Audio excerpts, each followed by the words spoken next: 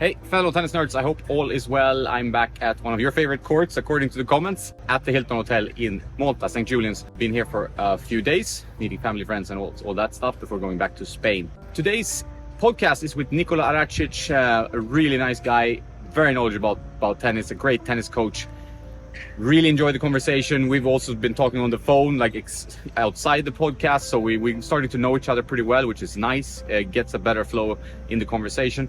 We talked for close to 4 hours overall. There were some technical issues. Had to cut out some of the podcast because the video and audio are not in sync. So if you really want to listen to the full thing where we get into more gear and other stuff, please listen to it on the audio platforms like Spotify, iTunes, on tennisnerd.net and other podcasting platforms. The audio will be 3 hours long. So it's a marathon, but obviously you can, cut it up and listen to it whenever you want. Nice thing to listen to in the car, perhaps. And please give me feedback what you think about the conversation. This one is a bit shorter. It covers the first hour and a little bit more after that. Nikola is so knowledgeable, always fun to talk to, and I really enjoyed having him on the podcast, and I will have him more times in the future. Same with Karu and many of my guests.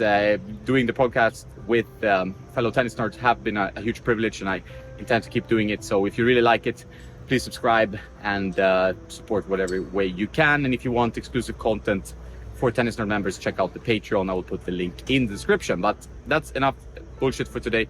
Let's get into the podcast with Nikola Aracic. Hey, fellow tennis nerds. I hope all is well. I'm back with a favorite guest of yours. I can see it in the data. I can hear it from your comments. Nikola Aracic from Intuitive Tennis. He's a very popular guest, and for good reason. He makes some excellent coaching content and some fun other stuff, which we will get into today, the Monday morning rant and so on. But first of all, how are you, Nikola?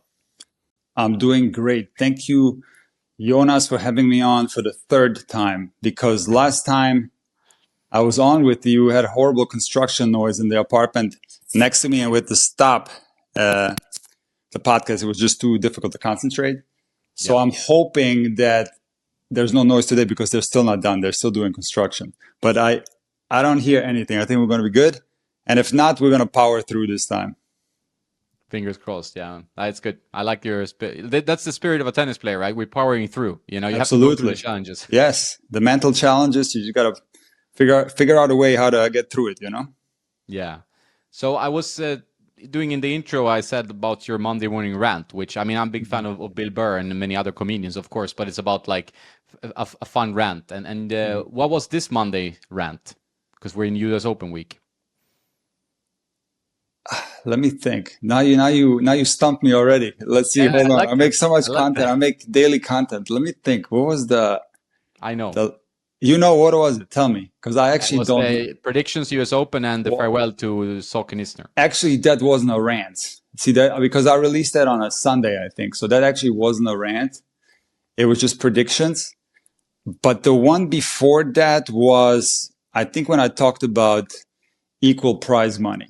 Yeah, that was the rant from before. But the whole thing with the rant, I can tell you how I got the idea about that and why I'm doing that. So one of my biggest hobbies is looking at tennis results and looking at rankings. Even when I was a little boy in Germany, I would read the German tennis magazine, and they had rankings in there. They had results. And man, I would study that. Like, it was just a passion of mine. And there's a story that my parents told like hundreds of times. They think it's the funniest story ever, where they would quiz me on the rankings and ask me, what's this guy ranked or whatever. And there was this one time where it was a big family gathering. Everybody was there, aunts, uncles, grandparents. And I was maybe 10 years old or something like that. And they tested me in front of everybody. They started with a few easy ones, like, what's Becker's ranking? And I got it right. And then it's like, what's Edberg's ranking? And I got that right. And then they go, what's Stenmark's ranking? And I wouldn't know because I never heard that name before. And I just made up a ranking. I said like a 69 or something like that. And everybody started cracking up, laughing like crazy because they picked out some famous Swedish skier that wasn't even a tennis player. And they got me. So I heard that story too many times. But so I always was super interested in tennis results rankings.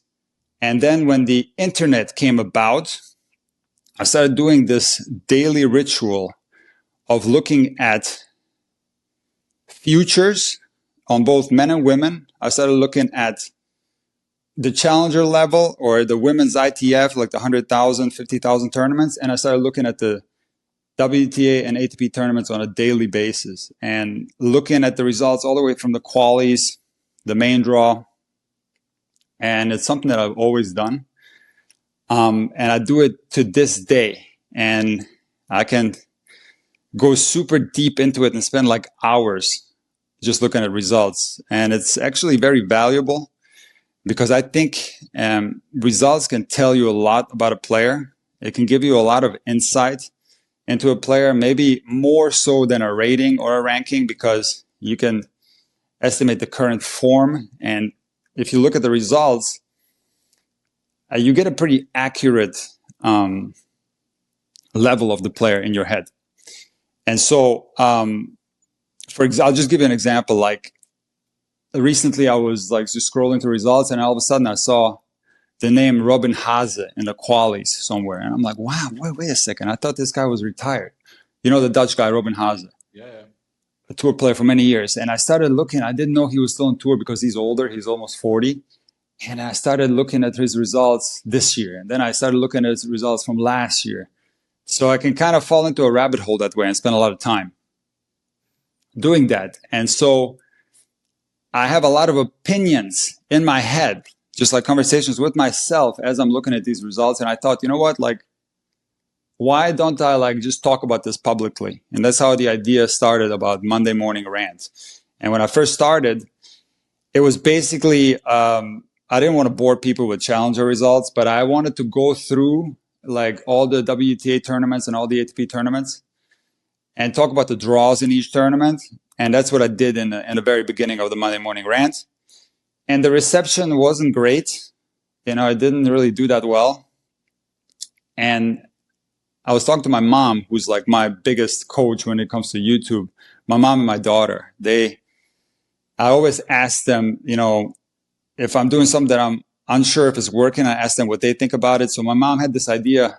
It was a very simple idea. She's like, you know what? Why don't you just do it when there's something like important going on? And so that's what I did. I switched it where it wasn't every Monday, but it was only when there's something worth talking about on a grander scale. Because at the end of the day, as you know, there's a lot of weeks in the calendar where it's not a lot going on. A lot of the big names are not playing. And I'm personally super interested in those weeks, but the general public is not. So I think when I made that switch to talking about, doing the Monday Morning Rant when there was big things going on, all of a sudden, like it clicked right away. I did one after Djokovic won the French Open, and that video blew up. Got like close to 1,000 comments. Then I did another one after Alcaraz won Wimbledon, and same thing. The video got so much engagement, close to 1,000 comments. Maybe it's over 1,000 now. And those videos did well. So what I'm going to do from now on is only do a Monday Morning Rant when there's really something exciting going on in the world of tennis. On a weekly basis, I think it's just simply too boring, you know, even though there were some people that liked it, but I think for the general audience, it was just too boring. Yeah, I've tried similar formats, like doing it weekly, you know, and it's tough to get engagement because like the average tennis week is really just super exciting for the mega nerds. I'm even bigger than the tennis nerds. I'm the tennis nerd too. Yeah. I'm sorry to interrupt you, but like I'm just like you. I'm a tennis nerd. Okay, so we're brothers that way. We're both nerds. Exactly, it's a good community of people, and that's why I love talking tennis with like-minded people, because I remember when I was a kid, I was watching like also the rankings like you in a way, and you know, study. I mean, Stefan Edberg was my idol growing up, right? So it's like in that era, Edberg, Becker, keeping track of the rankings. I was air swinging around the living room, you know, French Open on the TV. So it was a that's how you grew up. So you kind of bit brainwashed, you know, to do that in a way, right? Yeah. But you know what I heard? Somebody told me that they saw Roger Federer on a computer looking at futures results.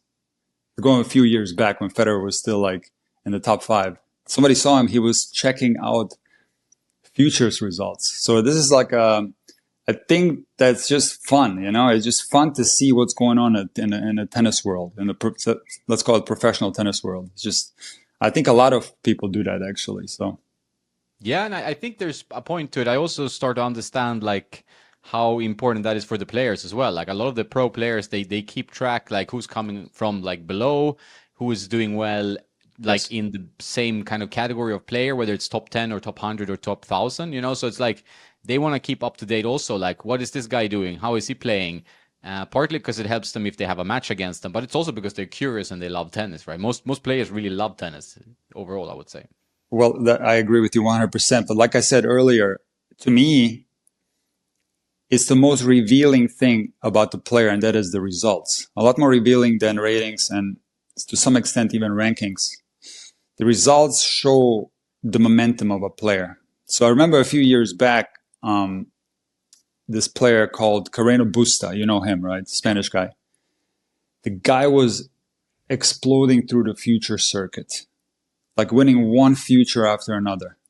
And you just look at the results and you're like, okay, like if this guy is not going to be in the top 50 or top 20 or whatever, I don't know who will. Because you look at the results and the guy's winning one future after another the whole year. And eventually he started playing challengers, started winning those.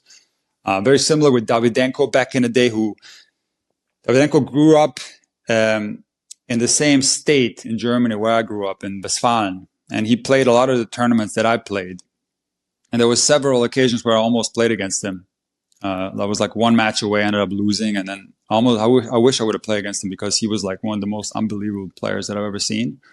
But the same thing happened with him. He like was playing, and all of a sudden he just started winning at these lower levels, like just blowing through the lower levels, and it was inevitable. You can just see that this guy was going to make it. So that's what I mean. Like when you look at the results, you see the momentum of a player, and it's super important to look at that. Yeah, and it's like like tennis is such a confidence game, right? So if you see a Yes. guy who's racking up wins in futures, okay, it's futures, it's not ATP tournaments, but if he can keep that momentum going, he will soon start doing the similar patterns in challenger, Yes. maybe losing semi, losing finals, Yes. and then he builds up that, and that keeps like a snowball effect, right? So this is what players do. That's why you have to Yes. keep track from a lower level, see how they actually rolled through draws, and like maybe they don't lose a set. It's a good sign of confidence and superiority, right? Well, also you can see the scores too, and the scores can be revealing. How are they losing? Maybe if you see a guy losing like 7-6, 6-1, or if you see a guy win the first set, losing the second set 7-6, and losing easy in the third, and if that you see a pattern there, you see there's some maybe some mental issues. Also, you can see negative trends and results. You know, where guys are in a slump. But if I go back to Davydenko, and I do think you have the best tennis podcast in our niche, and I hate to mention another podcast, That's fine. so I apologize for this. But on the Functional Tennis podcast, Fabio interviewed Davydenko, and Davydenko said that when he was going through that period where he was transitioning from the Challenger circuit to the ATP circuit, because I think he played a tournament somewhere and went deep into the semis or the final, and all of a sudden he was on the ATP tour. He broke in the top 100, and it was over from then, right? But he said that there was absolutely no difference in his level or the way he played when he was on the Challenger circuit compared to the way he played on the ATP circuit. So it's all this little switch mentally that was turned on. You can call it confidence. There's probably other factors there, but that's what tennis at that level is all about. It's the subtleties of it are crazy. You can't really see it either. This is happening inside the player's mind, and it's just insane how players can just turn it on, and all of a sudden the results become much better. Yeah, and it's interesting also, like some players, I talked to Karu like the other week, like he had said he had a mental block on challenger level. Like he was winning futures, Yeah. but then he got up to challenger, he felt like that was a big step Okay. without, even considering maybe the actual level. He was just in the head more like this is much better, the much better players, Yes. highly more higher ranked, stuff like that. And I think if you have that mental block, whether you go from futures to challengers to ATP or WTA, whatever, That's tough then. Like that block is big. Like if you have that block, even if it's not in your game, it's in your head, and then it can really be a problem, right? For you. There's so many challenges when you play tennis at the high level. There's so many things that can prevent you from maximizing your potential. Like I've done many videos on explaining why you perform better in practice compared to a match. And one thing that I used to do, which kind of relates to what I was talking about in the beginning, studying results, is I used to put my opponent on a pedestal. In other words, I had absolutely no problem beating somebody that was my ranking or slightly above or ranked beneath me. Absolutely no problem.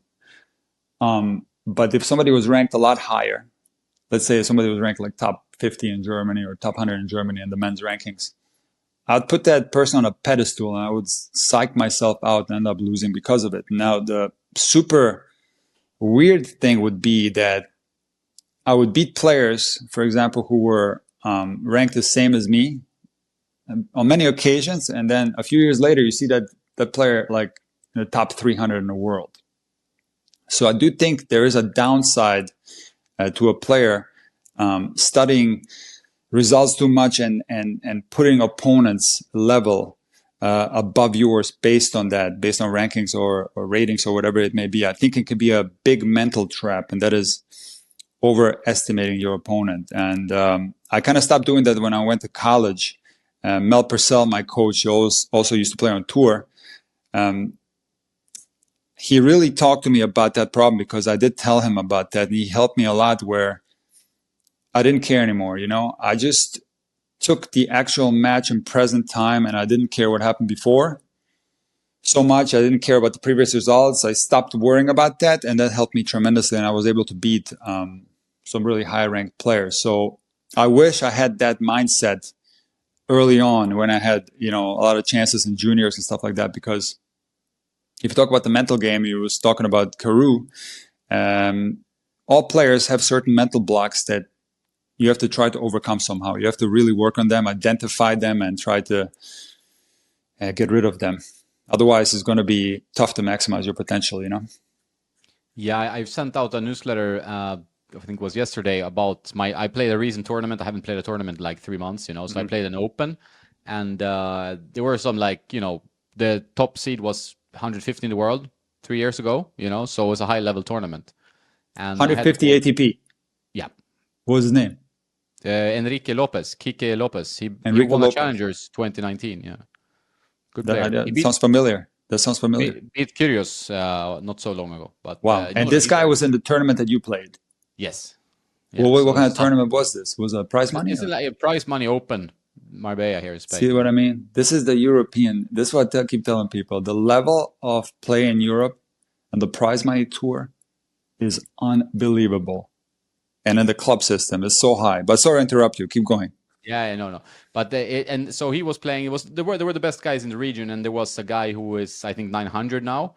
He's a younger guy. Kike is like 32, but I mean, unbelievably high level, right? So, and but this guy was coached by Almagro, the other guy, Andres Fernandez, coached by Almagro. So those two were the best guys. But then there were other very, very strong players, but not like ATP ranked. And I had to qualify, obviously, so I went through 3 qualifying rounds, and then I managed to qualify, and then I get like Andres Fernandez, who's like 900 ATP in my first match, and obviously you're like, okay, this is it's a joke, right? But so wait a second, you qualified for the main draw? Yeah, for this tournament, yeah. Nice, man. So you must be playing really well. Yeah, it's still I'm playing. I'm playing more and more tournaments. So what was your score against this guy who was 900? You guess. I don't want to guess. I don't know. You tell me. Yeah, no, I got 10 points. I hit completely. You lost 0-0? Yeah, 0-0. Yeah, okay. Yeah, I mean, look, that's like, you know, we talked about this last time. Like, there's some difficulties when, you know, players who consider themselves more rec level play against players who are more at the competitive level. There's just a big gap there, you know? Huge gap. It was a huge gap. And also mentally, that was what I wanted to get to, because like, if I play my best and, you know, really pushing myself, maybe I can get a game from this guy. I mean, I've gotten games from guys who are like around the same ranking before, but it's like mentally you're like, and also the guys I played before were good players, but they were more on like, you know, coaches, you know, like Hmm. tennis coaches who want to play a tournament. They can play good tennis, but they're not in the competitive circuit of any kind, right? Hmm. So you go from that, and then you play a guy who's training every day, playing high levels, 24 years old. Every shot is like a super heavy topspin coming big. I Hmm. mean, it's like this guy, and he was on fire the whole tournament. So he beat the 150 ranked, previously 150 ranked player 6-2, 6-1 in the final. Oh, wow. So this That's guy was amazing. on fire. He lost like 5 games the whole tournament, right? So Wow. That's complete. And amazing. I was like, I told him, I was like, you're playing like I played with guys who are 200, like just had a hit and Uh-huh. played some games. I never played anyone who just plays with this kind of confidence, just blasts. Like every shot was just amazing, And Yeah. but no matter what, like what I wanted to get to was kind of you have to go into this was a silly match because he's so much better than me, Mhm. but you should really go into every match with the and I like with your identity, play the tennis you play. And in chess, they have this interesting thing, like on certain like online chess sites, they have this focus mode. So you remove the rankings because chess have rankings like tennis. So like you're playing someone, but if you put focus mode, you don't see the opponent's ranking or title. So I'm a title player, like meaning that I'm a tour Mhm. player. In chess, I would be somewhat tour player, lower level tour player. Um, but if you remove the rankings, you don't get this block in your head where I'm playing a grandmaster. I'm playing someone who is gonna Mhm. beat me 100 out of 100, and you will always play better. Like always. Like if you check I'm sure if they check stats, if you use that focus mode where you don't see the opponent's ranking and title, then you will play better for sure because it kind of puts like I'm gonna lose this match no matter what I'm doing, right? So It's true. Like Mike Tyson said once that most of the guys that he fought lost before even stepping into the ring. This is a real thing in tennis too. Players who face, let's call it the big three. There's no more big three, but players that are, let's say, like top 10 or top 5 in the world, where they mentally psych themselves out and they lose that match prior to even stepping on the court. Now, I do want to add that sometimes there's a discrepancy in level where if you have somebody play Djokovic or Alcaraz, for example, there's just in some cases too much of a discrepancy there, right? So there's literally very small chance that the other person can win who's ranked lower. But having said that, even though these players would probably lose anyway, they lose even prior to stepping on the match court. And this is true across all levels. And this is why I keep telling players, even at the rec level, that don't put your opponent on a pedestal, when you're facing somebody who maybe has a little bit higher rating than you or whatever. Just play the match in real time. Maybe scout your opponent, try to find some flaws in the warm up and just play tennis in real time and play your best. And like you said, it's very interesting the way you compared it to chess. I 100% agree. I do think that you're always going to play better if you're not so concerned about the level of your opponent. yeah, I think so. And I mean, in my case, it was too much, right? But let's say I played someone who was lower level than him, and I would have, it might have given me better chances. This case was one of those. Was a famous study. I think we talked about it on the phone when our connection broke down last time, where people think they can beat a pro, right? So we talked about that briefly, and in this case, playing this guy, I met him yesterday again when I was playing on the side. This guy is just too good. Like I cannot reach up to his level. He's playing. He's gonna also be if he keeps playing like this, he's gonna be 200. I'm sure. I mean, if not, Right, I mean, this guy has huge potential in my right. opinion. And also, if you're coached by Almagro at some point, Of they know course, you're good. You're gonna of be a good course, player. of course. He's still 24, but he has financial, I think, issues to keep like playing and traveling, and that's mainly the issue, That's right? tough. So That's really tough. yeah, it's tough. But I'm just saying, like, when you're playing a guy like that and going from like a coach who's good, but you can beat him, and you're playing a level match, and then you go to a guy who plays on pro level, whether it's a lower level pro level or a higher pro level, there's no chance in hell I'm beating this guy. Like, there's no, I mean, sadly, it's how it is, it's physics. This guy's played tennis Yeah, since he came out of his mother's womb, right? So, and, right, and right. everything is so professional. And he was also, and what I liked about his game and how he did the match, I mean, he could see that, okay, I'm going to beat this guy. He's not a pro player. He could see that after 5 seconds, right? But he played the match full on, no giving me anything free. There was I had to win every point. So he's super focused. Vamos, he's treating me like I would be any pro on the tour, which I liked. I prefer that than someone coming in like, okay, hey, I'm gonna have some fun today because who cares? I win 6-1, 6-1 or 6-1. He was playing every point super professional. I like that. So I was like really impressed. Right. And he did that every match. That's very impressive. I mean, that's what you got to do. At that level, you got to play every point. If you don't, there's going to be problems. It's a high intensity game, and you got to bring it. And you'll find that when players are forced to play against somebody else where there's a discrepancy in level, what I've seen is that players just want to get off the court as quickly as possible, because sometimes it happens when somebody gets a wild card, or especially at the prize money level, there's a lot of like lower level players in the first rounds. And one of my friends who was top 200 in the world, I talked to him about this one time, and he said, these matches are actually very bad for your level, because think about it, when somebody of that caliber, like what you're talking about, 200 in the world, or my friend who was 200, and then when they play somebody who's more rec level, they're never going to be able to play their normal level. So what they're going to try to do is go on the court and win 6-0, 6-0 as fast as possible and just get off the court. Because the longer they stay on the court with someone like that, because there's no flow in the match, there's no rhythm, there's no long rallies, they can actually mess up their game a little bit, where they're playing maybe a little bit worse the next match. So they just want to get it over with as fast as possible. They're going to be super serious. There's not going to be any messing about, joking around, giving away free points. And yeah, that's what you're going to see. Yeah, and I think it's good learning, because I discussed this with my friends who are tennis coaches as well, and they have a student who's very good. Like, he's a very promising player. And he has this tendency sometimes, if he plays someone, like he's 15, 16, right? Mm-hmm. If he plays someone that he should beat, that he's a bit toying. Like, he's he's a teenager, right? So that he kind of gives away a few points. It's like, I was supposed to be nice today. I mean, who cares? I'm going to win it. And they got pretty pissed at that. They don't like that attitude. They want to have like a professional academy. So they believe like, if you play someone who are 2 levels weaker, 3 levels weaker, whatever, go in, just win 6-love, 6-love, and leave the court. Like, that's it. Like, you should play every point the same way you play it against someone your own level or higher, right? And I think that makes some sense. Yeah. So if you watch the match between Emma and Shamir on my channel, I told Emma prior to the match, I want you to try to get a golden set. I want you to try to win every single point.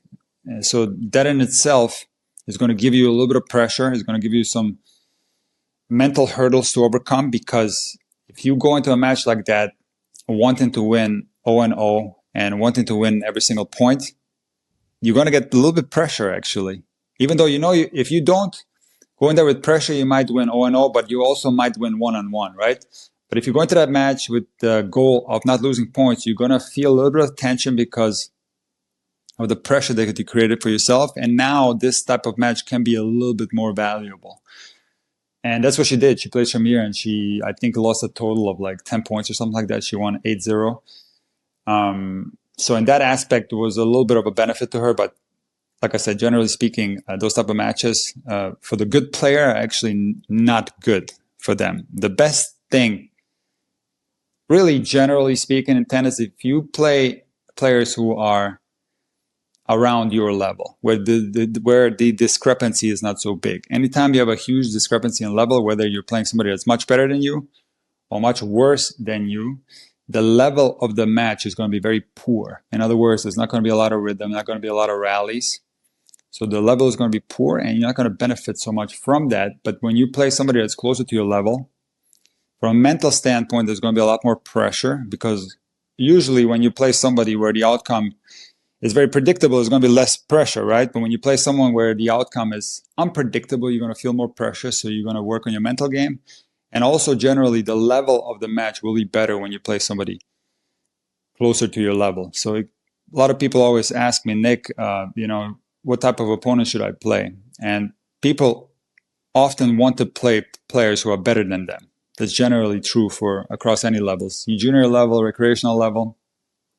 I tell them it's actually it's not the best for you. You got to play players that are close to your level, and then as you get better, you keep doing the same thing, and that's going to ultimately be the biggest benefit.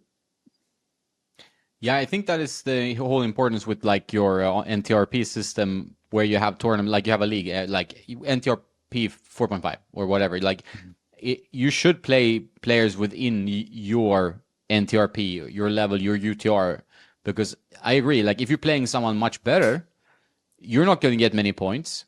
You're going to No, get demotivated. You're going to feel like a shit player.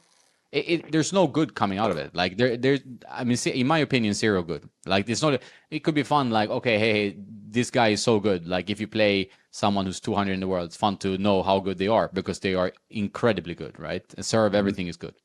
But besides that, there's no point. You're just gonna feel worse about your game. And also, tennis is the most fun when it's a fight. Like it's the most fun when it it's an is. even match. It is. That is tennis. Tennis is not fun when it's 6-love, 6-1. Even if it's someone who's slightly lower having a bad day, it's not that much fun. No, it's not. I agree 100%. And to further expound on that, there's a lot of serious tennis players who make tournament choices, especially in juniors, where they want to skip levels. And they think that if they play a better level, here in Florida or USTA has levels 8 through 1. Like 1 would be like national level tournaments, and 8 is like beginner level, 7 is like the entry level, and it's pretty good. And so some players, junior players, it's really the parents, not the actual kids themselves, but they put the kids in the tournaments that are much higher rated. So they put them in L5s or L4s, and they think that that in itself will make the kids better, but it's not. And then there's also people who want to bypass everything and jump straight into the so-called tour, okay? And they want to start playing futures, and they think that somehow if they play futures, this is going to get their level better. It will not. You might actually get worse because you're not going through the stages of tennis where you're advancing from one level to the next. If you jump in a level that's way above, your level, you're not going to benefit anything, and in fact, you actually might get worse.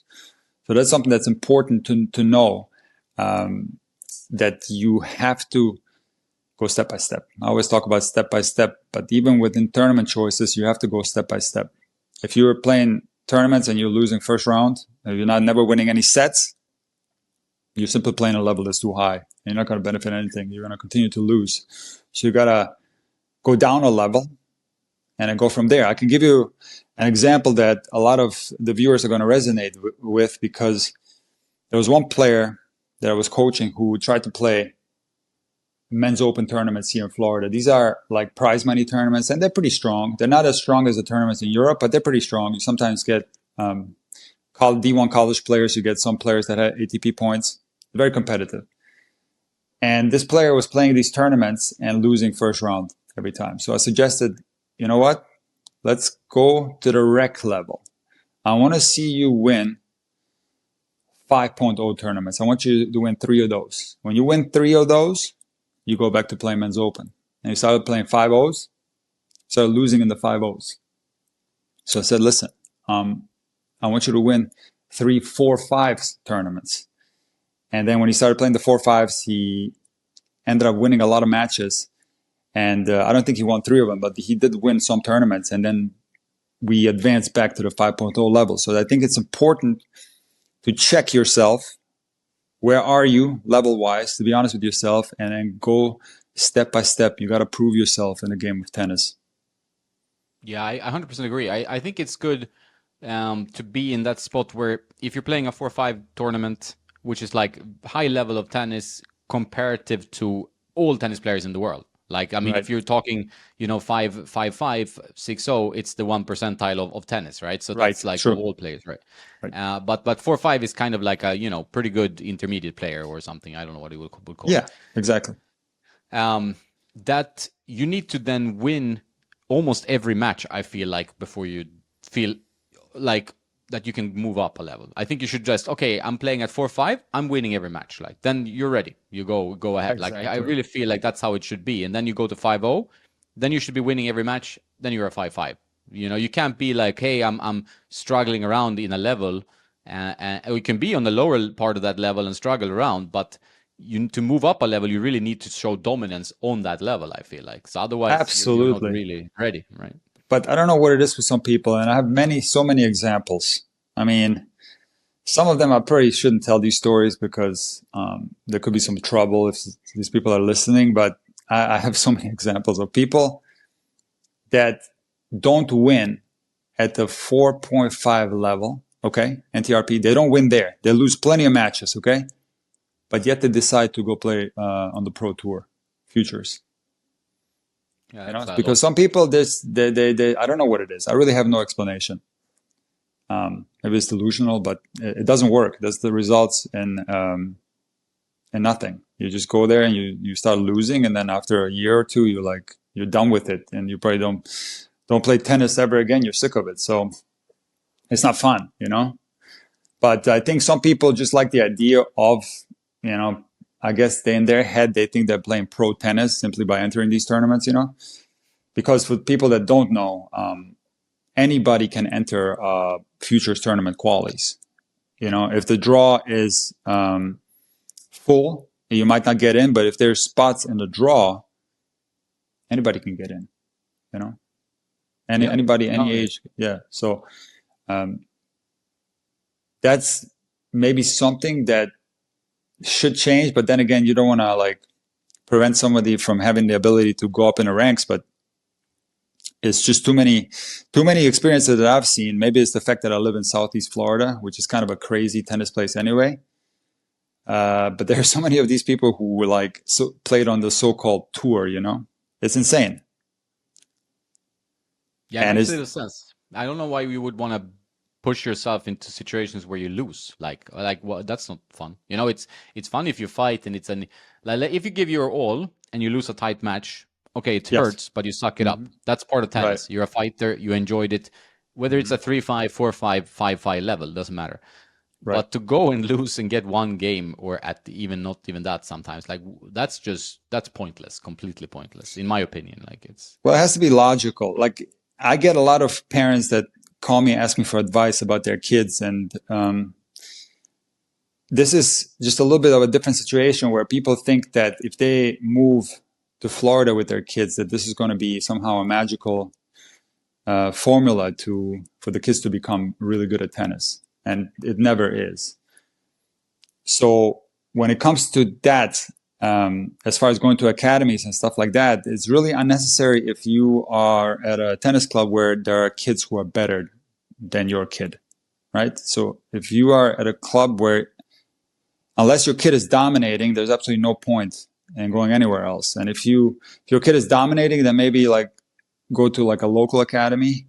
And if the kid dominates that, then maybe it's time to go to like Everett or IMG or whatever, any of those big academies. Maybe it's time to go. But until you have people who can beat you in your hometown, you really shouldn't worry about anything else. You shouldn't worry about the tour. You shouldn't worry about going to an academy. You just master that first. Become club champion. It's that simple. Put that trophy in your house, win the club championship, and then go from there. After the club championship, you win the district championship, and you go step by step. That's what I keep preaching. You go step by step, and that's really the only way to do it. That's really the only way anybody has ever done it. Everybody that you're watching on TV, they've gone through the process. Nobody has started right away on the ATP tour. Everybody went through the process of playing juniors and then going from the small tournaments to the big tournaments gradually, and that's really the only way. I think you really in tennis have to, since it's such a difficult sport compared to, for example, pickleball or whatever, you know, it's like you have to, and a small this, you have to embrace the journey, right? Like you have to say, okay, if I am a recreational club level player, Yeah, becoming better is very, very difficult, but I like that it's difficult. It's a challenge. And you have to work on the fundamental skills of tennis all the time, whether that's footwork, all your different strokes, going to the net, hitting a slice, match strategy, mental toughness, all these kind of components that everybody in tennis needs to work on. But you just need to take it and see like, who am I? I'm a 4-0, 4-5, whatever. and then just work with that and be happy with your 1% progress. Because like you said, there's no, and I think that's really good advice for most people listening. Is like, in tennis, there are definitely no shortcuts. There's not one single shortcut you're getting. Like, there's nothing for free. It's a very demanding sport that requires a lot from you to improve. Either you embrace that or you change sport, pretty much. I think in general, like it's a little bit how it is. To really love tennis, you need to love the struggle. It's kind of like that. It's true. It's masochistic sport, you know? It is. There's a lot of suffering. Yeah. There's a lot of suffering, and you just have to enjoy the process.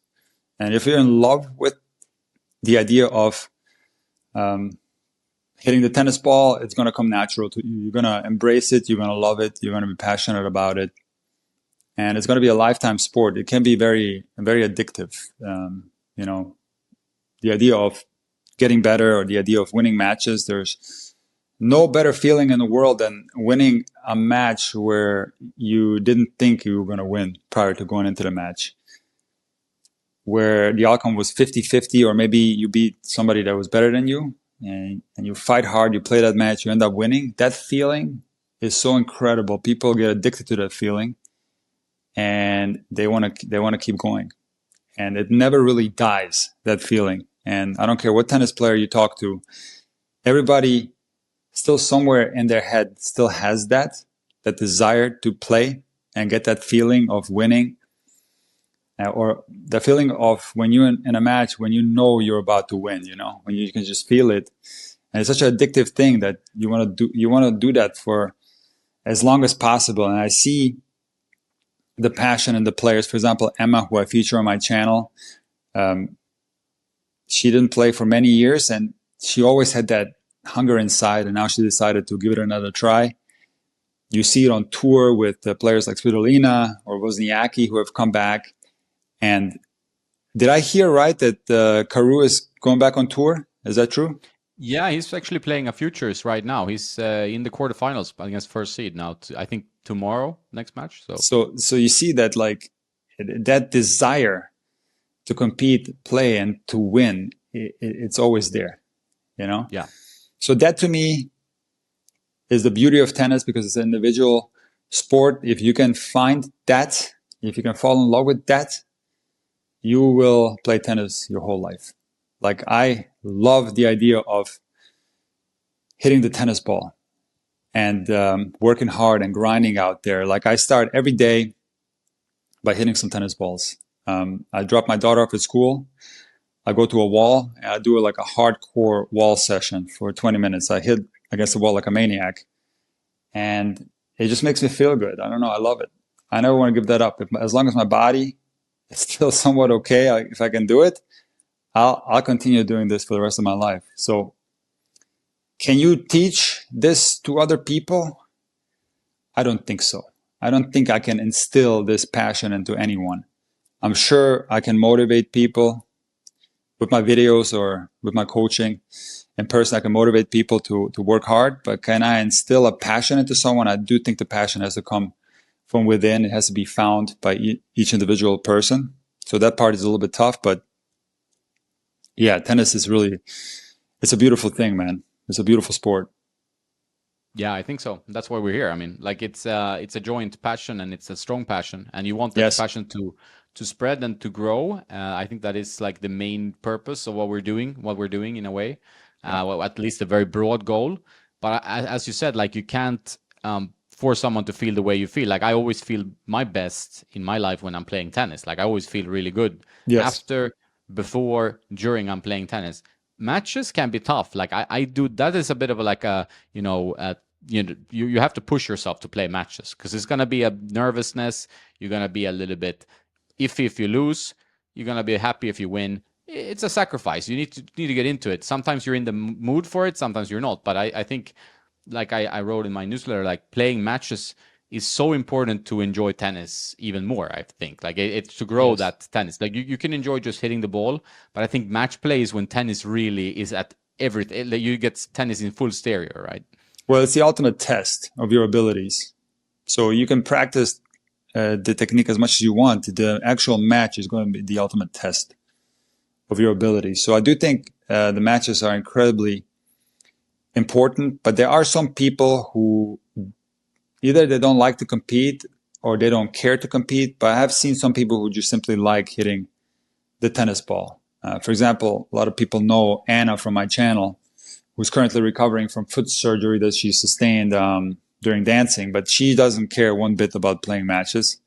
She doesn't care. Like, I asked her many times if she was going to join a local league, like a ladies league, and she doesn't care. She just likes hitting the tennis ball. So there are people like that. But I think the ultimate experience in tennis is having a goal when you're training is going to make you train more accurately, is going to make you train harder, possibly, when you have a goal in mind. For example, you want to get your NTRP level up, or you have a tournament in a month that you're trying to prepare for. Now your training becomes even more important, even more serious. And now you have the ultimate test, that competition that you are planning to play. And if you end up doing well, you're going to be so happy about it. You're going to feel so good about yourself. You're going to be on cloud 9. But it's a big gamble, because if you end up losing, or a heartbreaker, or you end up losing, you end up playing horrible and disappointing yourself, now you get the other aspect of tennis that's not so nice, where you're dealing with negative emotions. And also, as these competitions are nearing closer, some of them are going to create more pressure. There's going to be different things happening at the competitions that are going to create pressures inside of you, where you're going to feel so tense and uncomfortable the day of, or maybe even the day before the match. And I think this is why when you talk to former greats, when you ask them whether they want their kids to be pros, most of them will say no. I think that's changed a little bit now, because there's more kids of former greats that play. But especially back in the day, if you ask a great player whether they want their kids to play, they're going to say no, because they know that it's a roller coaster. As much as great as that feeling is of winning, that feeling of losing and the pressures that you're feeling when you're competing are just as bad. So it's like really a roller coaster of emotions, and it's very tough. But you're willing to do it. You're putting a gamble on it because you have the passion for it. So that's what it comes down to. Yeah, and I am a guy who completely understands. Like, I used to just love hitting, like, I still love just hitting balls. Like, obviously, since I've been testing rackets for so long, like, I love testing a racket, seeing how this tension works with this racket, how this racket performs, whether it's stiff, whether it's, soft or so. I enjoy just hitting balls. But the more I get into playing, tournaments on the ITF seniors, Masters Tour, stuff, like, I really enjoy, like, battling with myself. Like, it's a war with me more than the other guy. I don't care about the other guy. I'm not going to go and talk about lines, although I've had enough discussions with people who are really crazy in my short tennis career, but I really like to have the battle with myself, because I'm really hard on myself. So I want to have that, like, calm down, work on yourself. And if you have a tough loss, which I've had as well, you work with it. But if you have a great win, like you play 3 hours and you win in 3 sets, and you drive home, you feel like you're on clouds. Like, you feel like, shit, I got it done. That feeling is addictive. Yeah, and it doesn't even have to be a tournament. It could be a practice match. In fact, like, I played a match a few days ago, which is rare. I don't really play that many matches, but I played 2 sets against the 18-year-old, and it was in the middle of the day in the heat. And I did pretty well. And then afterwards, I had a pretty good feeling, I was like thinking, you know what? That felt pretty good. So I can see, like, how you can start getting those feelings, and all of a sudden you start thinking, oh, you know what? I'm going to come back. I'm back. Yeah. But of course, in my case, I'm too old. But that's how players end up making comebacks, because they're like, they get that feeling again. And it's just an addictive thing. But I want to tell you one more thing that you were talking about, the battle with yourself on a tennis court. I think that's one of the most beautiful things about tennis, that it reveals your character, the game. And they asked Novak during the US Open whether the 36-year-old Novak would beat the 26-year-old Novak. And Novak jokingly said, yeah, this 36-year-old would destroy the 26-year-old. But then he was just kidding. He said, listen, every time I step on the match court, I'm playing against myself. It's an internal battle. And that is really what tennis is all about. It's playing against yourself. And for the people that know what I'm talking about, they know, because if you're out there, it's really a battle against yourself. It's a beautiful battle, but it can be. I know people like who don't play so many tournaments or matches, and they start playing and they lose matches they don't think they should lose. Like they oh, I'm playing this pusher guy, whatever. I heard this from friends. Like, I'm gonna play this guy. I'm thinking, yeah, he should beat him 6-love, 6-1 or whatever. And then he loses the match because he cannot deal with this guy who just puts the ball back. And even though this guy has good strokes, he hits them out, right? Like, that happens. And then you hate yourself. So there's connection to like your self-worth and the sport you're doing. So if you love tennis and you feel like you suck at it because you lost to a guy you don't think in your head you should lose to, at least, that has like a connection to you, like, oh, so that's something you have to battle as well, like that internal, like some people put them too close together, I feel like. And the same with chess that I mentioned before. Is like a person who loses at chess, because chess is like kind of like, mental game, but also like a little bit IQ. It's not really IQ, it's a game, but people have this perception of it.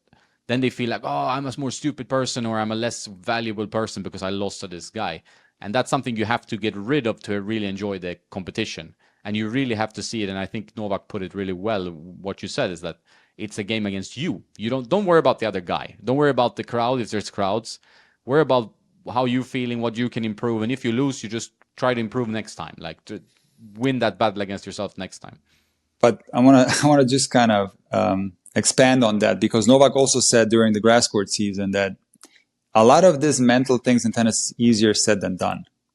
And he talked about the fact that he is by no means perfect mentally on a court. He goes through the same ups and downs that people at the recreational level go through. But he's able to snap out of it. That's the big difference. So he goes through the same challenges as everybody else, but he snaps out of it rather quickly, where some other players might let those negative emotions linger around a little bit longer, and it affects the match. Or some players who are maybe mentally weaker, they completely tap out and they end up losing the match. So, I mean, it can get quite complex. What can trigger this? It can be many, many different things. The mental game of tennis is very complex. We could talk about this for hours. But that's, I think, Novak's biggest strength, according to him, what he said himself, was that he's able to snap out of these bad things that can happen on a court. And he said it's impossible to not be affected by the bad things. You are going to be affected by that. It's just human nature, but it's how quickly you can get out of those states of minds is going to determine whether you can win matches or not. But it's just a lot of times it's cliches. It's easier said than done. Don't get upset. Think positive. Hey, let me see you. Miss an easy volley on break point, or miss an overhead on set point. Let's see if it's not so easy, to control some of the stuff that happens on the court. Bad bounce, bad call, you get cheated. Now, it could be a million things. Maybe it's loud noise around the court, annoying opponent. It could be a million things that are going to affect you in a bad way where you don't really have control over that. So it is natural for you to go through these, let's call them like changes of your state of mind, where it's like a roller coaster. But the players who are best mentally, and I think Novak Djokovic is the greatest player in the history of the game from the mental perspective, and he's able to snap out of it so quickly and refocus and end up winning matches that he should lose. He's the absolute best that I've ever seen. And there's many other ones that are great at it too, but he's the best that I've ever seen. Yeah, I think the numbers bear that out as well, because it's you can also, he's so visibly sometimes feeling like maybe Federer was more of a stone face. Rafa is also a little bit of a stone face. You can see Rafa's emotions, but he always fights like he's a lion, right? But with Djokovic, you can feel like now he's off. Like his Wimbledon final hits the post to the net. Like he makes these human things more than Roger and Rafa maybe. But then somehow, even if he does these things that, throws the ball out of the stadium, whatever, he always finds a ways to come back to GOAT level, which I find really remarkable. Because if you see anyone else kind of lose their shit, Nick Kyrgios, whoever, they kind of stay often in that loose shit mode, while he always finds like he has some reset button internally where he just centers himself and then he just, okay, I'm gonna pass this guy next shot, you know. Yeah, well, that's a very difficult topic because I've observed some players at that super high level who can play well under adversity, and they can also play really well when they behave poorly. But generally speaking, I would say that players who behave poorly, their performance tends to drop. I will say that's generally true. But in the case of Novak, I do think that these like outbursts help him to get everything out of his system and refocus. So if he's yelling at the box or if he throws a racket every now and then, it works for him in a positive way. Even though a lot of people see that as bad sportsmanship, I don't. I mean, he's doing it to himself. I don't really see that as bad sportsmanship. He's not like holding up the game like McEnroe used to do. Is it nice to do that? No, it's not nice, but it's just him. He's just being himself out there. So I never really looked at that negatively. On the other hand, I think Roger Federer, when he was younger, he identified his bad behavior as something that was affecting him negatively. So it wasn't like Djokovic or McEnroe. It was something that was making Federer play worse. And a lot of people don't know, but Federer was very misbehaved in juniors. He would throw the racket into the back fence indoors and rip a hole into the fence, like many of us did in juniors. Just knuckleheads misbehaving, throwing rackets, screaming. That was Federer in juniors. And then early on tour, it was very similar like that. He's actually kind of a hothead on the court.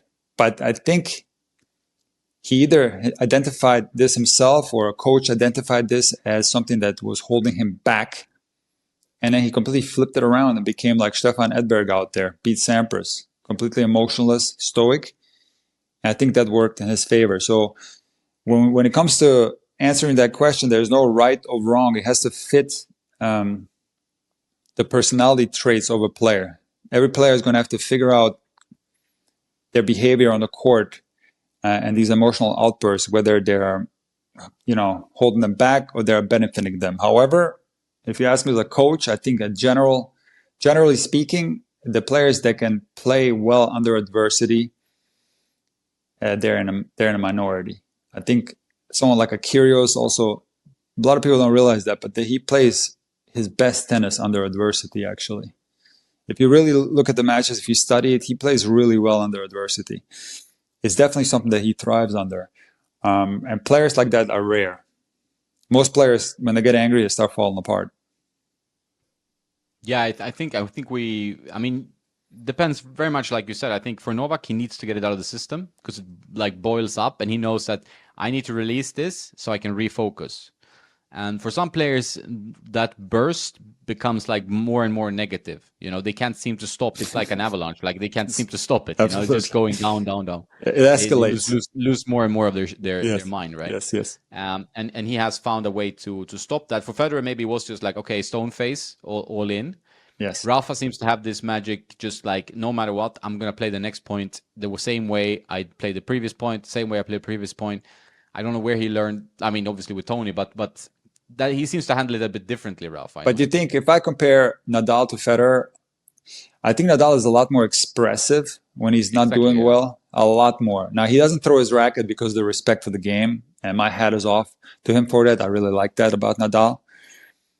But he is definitely more expressive when things are not going well. He has a tendency to punch the strings or do like facial expressions that are negative. So he's more expressive than, for example, Borg or Edberg or Federer. Even though Federer did have every now and then an outburst where he like hit the ball into the stands at the French Open or he smashed his racket in Miami one year. So that old Federer, let's call it the real Federer, would come through sometimes. But I do think there's a big difference in when you look at the big three, the way they approach negativity in the match is completely different on each player. There's big differences. Yeah.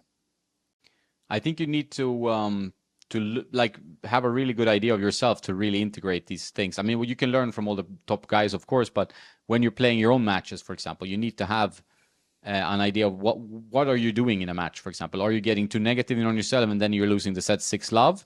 Or do you have Yeah. like a release valve? Do you need to scream out something? Some people need to do that.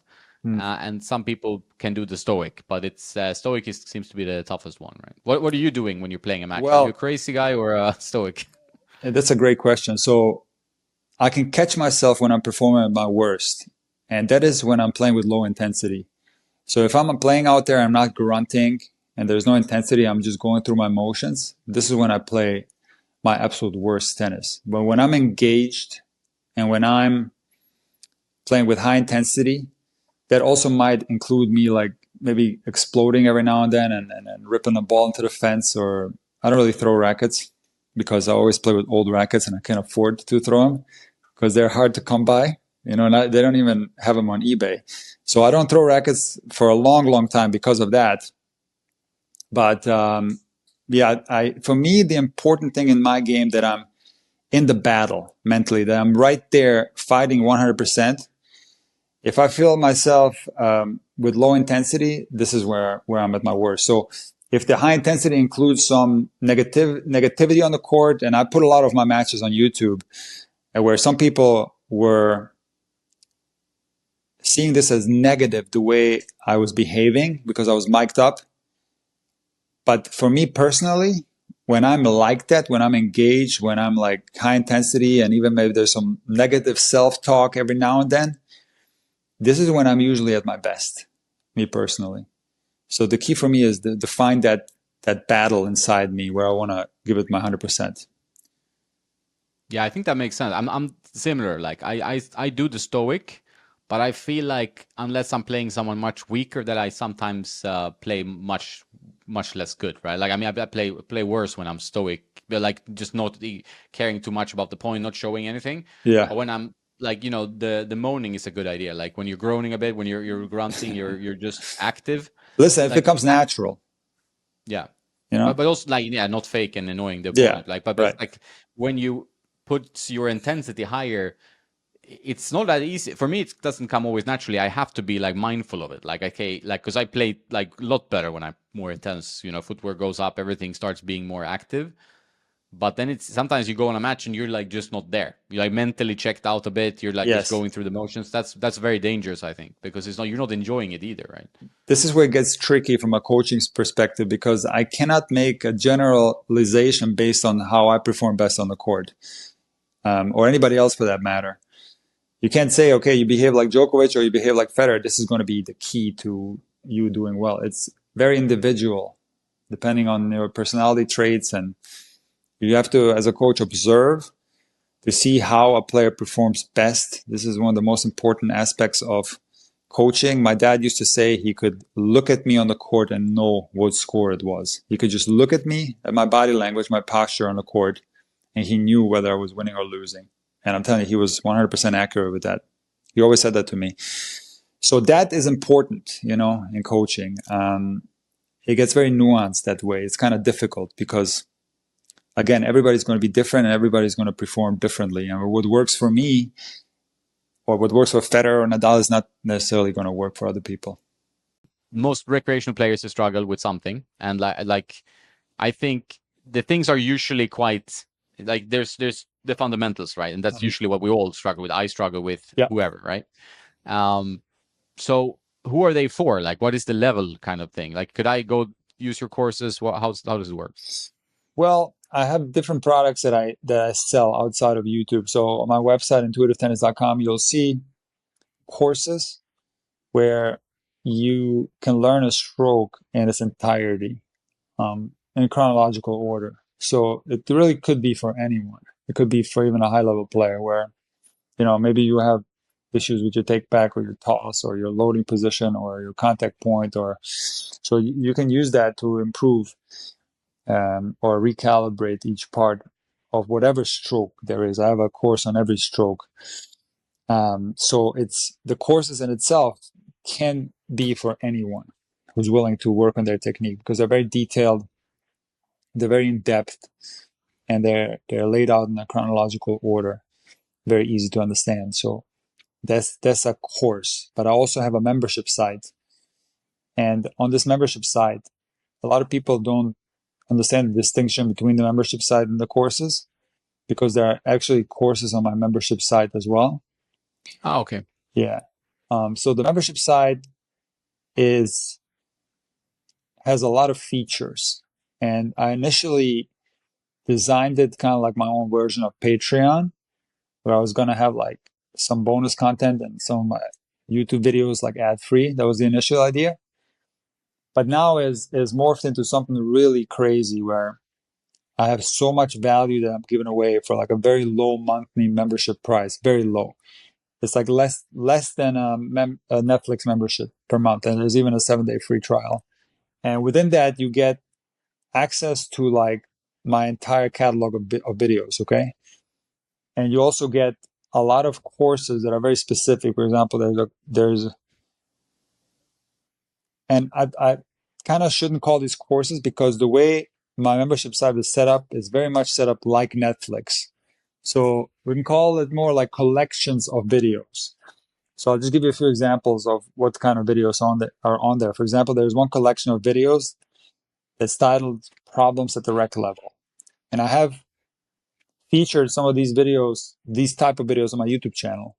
But here, on my membership site, I go into extreme detail. So the Problems at the Rec Level collection of videos has everything for the forehand, the backhand, the two-handed backhand, the slice, the volleys, the overhead, the serve, is these little categories, okay? And within each category, I list all the problems that recreational players experience, because I have a lot of experience at the rec level. And you can go in there and you can find maybe recognize a problem that you have. Maybe it's a toss, maybe it's the timing, whatever it may be, you'll find the answer. Then there's many other collection of videos that I have on my membership sites. There's literally thousands of videos. I also give people more personal access to me. So if I do a monthly Q&A that I answer questions in depth, I have a private WhatsApp group.